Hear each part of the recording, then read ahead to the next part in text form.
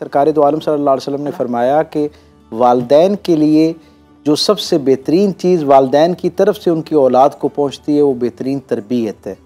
आप ये देखें कि रसूलुल्लाह सल्लल्लाहु अलैहि वसल्लम जो है वो तालीम का लफ्ज़ भी इस्तेमाल कर सकते थे, और हम सब जानते हैं कि रसूलुल्लाह सल्लल्लाहु अलैहि वसल्लम ने तालीम पर बड़ा ज़ोर दिया, और ज़ाहिर आपकी पूरी ज़िंदगी जो है वो तालीम के साथ और उसकी कदर व मंजिलत लोगों को समझाने में गुजरी। लेकिन विरसे के तौर पर जो सबसे बेहतरीन सरमाया वालिदैन से औलाद को मुंतकिल होने का जब हुजूर ने फरमान जारी किया तो हुजूर ने उसमें तरबियत का लफ्ज़ इस्तेमाल किया। और उसका सबब क्या है कि दुनिया भर के सारे समाजियात के माहिरीन ये कहते हैं कि तालीम जो है वो बड़ी ज़रूरी है, लेकिन तालीम की कमी तरबियत पूरी कर सकती है, लेकिन तरबियत की कमी तालीम पूरी नहीं कर सकती। इसलिए तालीम का बुनियादी मकसूद ही ये है कि वो इल्म जो खैर पर मबनी मुझ तक पहुँचे,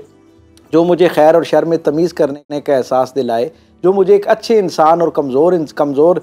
खसाइल के इंसान के दरमियान फ़र्क करना सिखाता है। अमली तौर पर वो मेरी ज़िंदगी का हिस्सा बनना शुरू हो। यानी मैं हमेशा ये कहा करता हूँ कि इंसान की बख्शिश के लिए, इंसान की फ़लाह के लिए तो उतना दीन ही बहुत काफ़ी होता है जो उसने 5वीं क्लास तक सीखा होता है। असल मामला ये है कि वो दीन, वो खैर, वो खूबी जो हम तक पहुँची है वो हमारी ज़िंदगियों में शामिल हो। उस ज़िंदगियों में शामिल करने की जो मश्क है उसका नाम तरबियत है। हम देखते हैं कि हमारे यहाँ जिस मुआशरे में आप और मैं रहते हैं, यहाँ पर वालिदैन जो हैं वो ये समझते हैं कि शायद एक बहुत महंगे स्कूल में जिसकी फ़ीसेस बहुत ज़्यादा है, जहाँ का माहौल जो है वो बड़ा जदीद है और जदीदियत के करीब, और जदीदियत का भी माजरत के साथ हमारे यहाँ इकलौता मतलब ये है कि वहाँ पे अंग्रेज़ी बहुत अच्छी बोली जा रही हो, अंग्रेज़ी का लबो लहजा बहुत अच्छा हो, और माहौल जो है उसके अंदर एक तायुश का जो एक पहलू होता है वो नज़र आ रहा हो। और बस मैं ये समझता हूँ कि बस इतने महंगे तरीन शहर का जो स्कूल है उसके अंदर अगर मैंने बच्चे का एडमिशन करवा दिया है तो गोया मैं तालीम के हक़ से भी दस्तबरदार हो गया हूँ और तरबियत का मामला भी मेरे ज़िम्मे जो है वो मुकम्मल हो गया। हालांकि तरबियत जो है मैं ये समझता हूँ कि स्कूल असातिज़ा उनकी अहमियत से कौन जी शऊर इनकार कर सकता है, लेकिन तरबियत का मामला जो है उसका एक बड़ा हिस्सा जो है वो वालिदैन से ही औलाद को पहुँच रहा होता है। डॉक्टर साहब, घर का माहौल किस तरह का होना चाहिए? जनाब अली करमुल्लाह करीम से किसी ने पूछा कि बच्चों की तरबियत के हवाले से आप क्या समझते हैं, क्या रहनुमाई देते हैं, घर का माहौल किस तरह का होना चाहिए? तो आपने फरमाया कि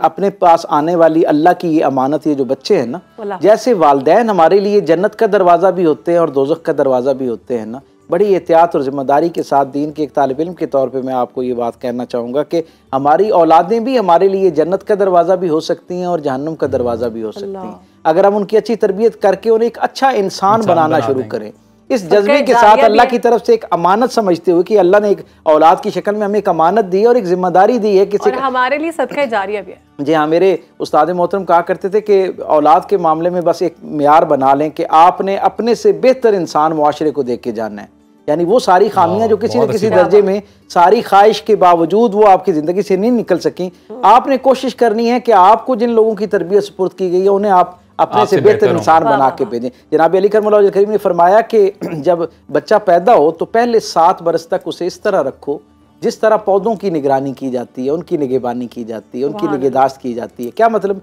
जैसे पौधा नहीं बता सकता ना कि उसे धूप चाहिए, इस वक्त छांव चाहिए, पानी चाहिए, खुराक चाहिए, जी हाँ, उसका अपनी औलाद का इस तरह ख्याल रखो। गोया बच्चा नहीं समझ सकता कि उसे इस वक्त किस चीज़ की ज़रूरत है, ये आपने तय करना है। फिर अगली बात बड़ी आपने माजरा परवर कही, आपने फरमाया 7 बरस से लेकर 14 बरस तक का जो अरसा है इसमें अपने बच्चे को ऐसे रखो जैसे गुलाम को रखते हैं। अच्छा। मैं एक नेशनल नेटवर्क के ऊपर बैठ के ये बात बड़ी जिम्मेदारी से कह रहा हूँ और आपने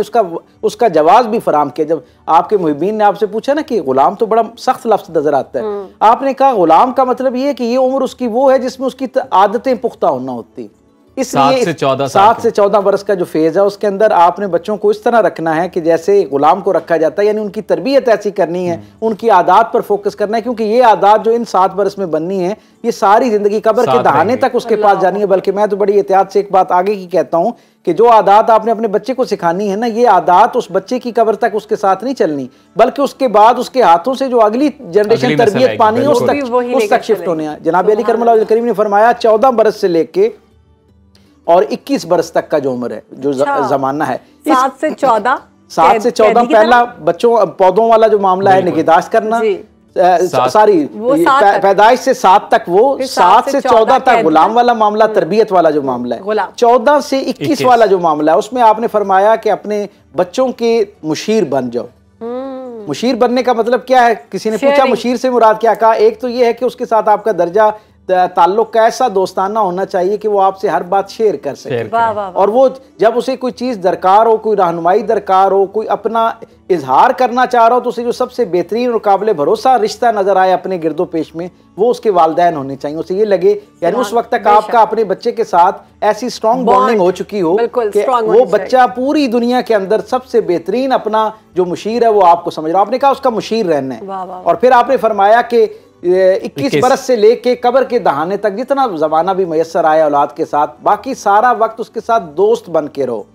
तो जो सामने लोग बैठे थे उनमें से एक आदमी ने पूछा कि मुशीर भी तो मशवरा देता है और दोस्त भी मशवरा देता है। आपने फरमाया बिल्कुल ऐसा है, लेकिन मैंने मुशीर का जमाना अलग बताया और दोस्त का अलग इसलिए बताया कि मुशीर की मनसबी जिम्मेदारी होती है कि वो जब आप गलत कर रहे हो तो आपको मशवरा दे। यानी उम्र का वो हिस्सा बच्चे का जिसमें मैंने मुशीर कहा, उसका मतलब ये है कि वो चाहे मशवरा तलब करे या ना करे, लेकिन आपने हिकमत के साथ उसके साथ अपना एक्सपीरियंस भी शेयर करना है और खैर और शर में इम्तियाज भी उसको बताना है, अच्छे और बुरे की तमीज़ उसको सिखानी है। फरमाया उसके बाद का जो ज़माना है उसमें उसके दोस्त रहो, और दोस्त वो होता है, दोस्त भी मुशीर होता है, लेकिन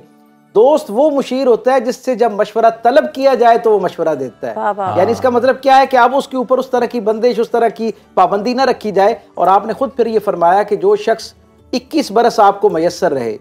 औलाद की शक्ल में, कुल वक्ती आपके साथ, और अल्लाह ने उसकी जबिल्लत में, जैसे आपकी फितरत में अल्लाह ने उसके लिए बेहतरीन मोहब्बत पैदा की, इसी तरह उसकी जबिल्लत में आपके लिए बेहतरीन मोहब्बत और भरोसा जो है वो पैदा कर रखा है। 21 बरस की मुसाफत के और रफाकत के बावजूद अगर वो बच्चा आपके मशवरे पे अमल नहीं कर रहा तो फिर अब सिर्फ दुआ या उसका अपना तल्ख तजर्बा ही उसकी तरबियत कर सकते हैं। इसलिए उससे पहले जितना जल्दी मुमकिन हो सके उसकी तरबियत हमारे पास बेशुमार मिसालें हैं। सुभान अल्लाह, खूबसूरत मिसाल दी आपने। ये तो जिंदगी गुजारने के लिए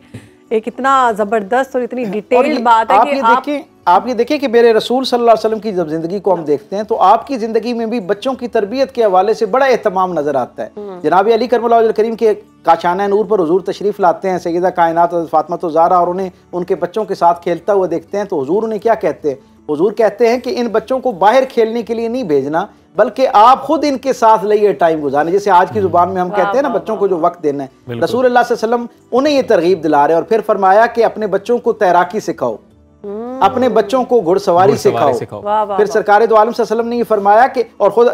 और खुशखती जो है, जो अच्छे अंदाज में लिखना जो है, खुशखत लिखना जो है वो भी सिखाओ। और सरकार दो आलम सल्लल्लाहु अलैहि वसल्लम न सिर्फ ये कि यादगान को, हज़रात हसनैन करीमैन को, न सिर्फ ये कि हुजूर ने इन सारी चीज़ों पर राग़िब किया, बल्कि अपनी सरपरस्ती में उन्हें ये सारे जो फ़नून है वो सिखाए। और न सिर्फ सिखाए बल्कि जब उनमें से कोई अच्छा काम करता तो हुजूर असहाब की मजलिस में उन्हें बिठा के उनकी तारीफ करते। गोया हुजूर ने अपने अमल से मुझे और आपको ये पैगाम दिया है कि हमारे बच्चों में जब कोई खूबी मौजूद हो, खामी मौजूद हो, तो उन्हें आपने तन्हाई में समझाना है, और जब उनकी खूबी हो तो उसे मजलिस में बयान करना है, ताकि दो बातें हो, एक तो उनको हौसला अफजाई हो उनकी, दूसरा उनके लिए उस पर कायम रहना आसान हो।